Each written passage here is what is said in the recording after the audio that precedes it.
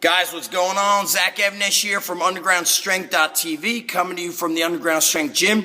Want to do a follow-up on our top 10 exercises for muscle building that you could do in a Globo gym, a commercial gym.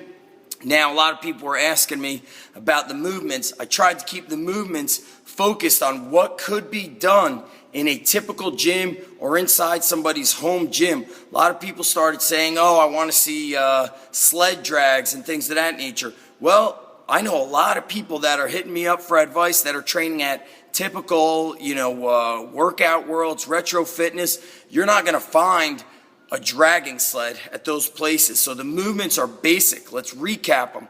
We got the squat, the bench, the deadlift, the overhead press / military press. We've got chins and dips. We've got bent over rows, farmer walks, handstand push-ups, and walking lunges, preferably with a barbell on the back, but you could also do dumbbells.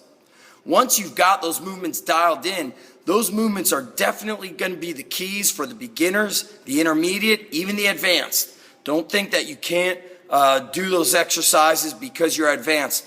My workouts to this day, guys, I've been lifting since 1989. All right, I'm 37 right now. I started training when I was 13 and a half, so well over half my life. And I'm still doing squat, bench, deadlift, farmer walk, heavy rowing, chins, dips, handstand push-ups. If we want to make it a little bit more advanced, for those of you that might have access to maybe a place like this, or you've kind of set up your own functional training center, we're going to look at different variations of the squat. So rather than just doing a back squat, we're going to do a front squat, or we're going to use the Olympic style front squat. You could also do a Zercher squat where the barbell's in the crook of your arms. Instead of just doing a barbell deadlift, we could use various deadlift variations. I like to do clean pulls where you deadlift with a double overhand, and then at the top you hit a shrug. We also do those with a trap bar.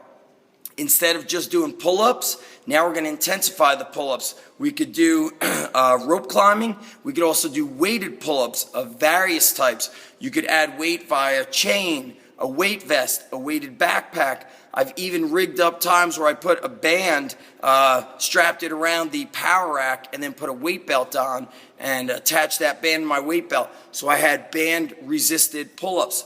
Same thing on dips. I put the band around my neck and did dips with band resistance. I've done it with weight around the waist using a weight belt. I've done weight vests, chains around the neck. Our overhead press is where we're really going to start tweaking things. We're going to do various clean and press motions. You could do a hang clean and press, or you could do a clean and press from the floor. When I trained back at Diamond Gym, and I was in my early 20s, I remember I started making some serious gains when I started incorporating the clean and press. And I remember reading about Arnold Schwarzenegger when he trained at a gym that did not have an incline bench. He said it only had a standing incline. So before he would incline press a weight, he would have to power clean the bar from the ground. And he said from doing that, week after week, his upper back, trap, neck, shoulders, put on tremendous amount of size. He also got extremely strong.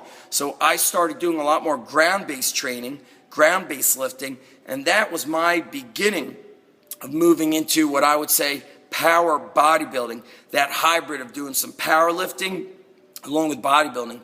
For sure, my hang clean technique was not perfect. It was more of what I would call a muscle clean, where I just kind of got a good forward lean and ripped that weight up, and then I was doing push pressing to get the weight overhead. So if we're doing overhead pressing, we're going to turn it into a hang clean and press or a clean and press from the ground. We could also do presses from behind the neck, whether it's a jerk or a split jerk.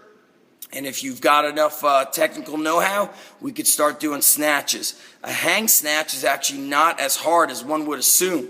So we're going to tweak these exercises, we're going to add resistance, and we're going to add variations to them to make it tougher on the body. That's essentially what I want to see you guys doing with these top 10 lifts. So instead of just the military press, it is a clean and press or some sort of ground to overhead. Instead of just back squatting, we're going to start getting good at front squats, Zercher squats.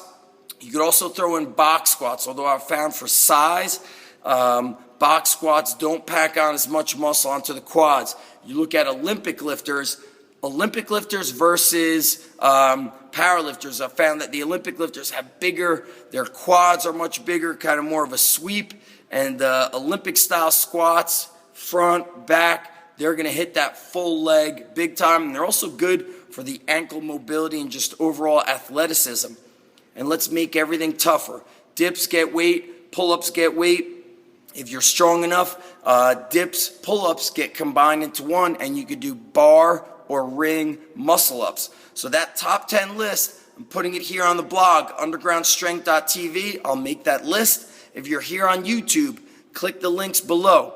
I've got links to my Facebook page where you can connect with me, ask questions, Twitter as well. And if you want to check out any of our training courses, you could see that also. We've got courses that range from strictly bodyweight bodybuilding to kettlebells with bodyweight to our old school strength to the old school muscle building. There's something for everybody where it is like your different style of training, but we all have the same mentality.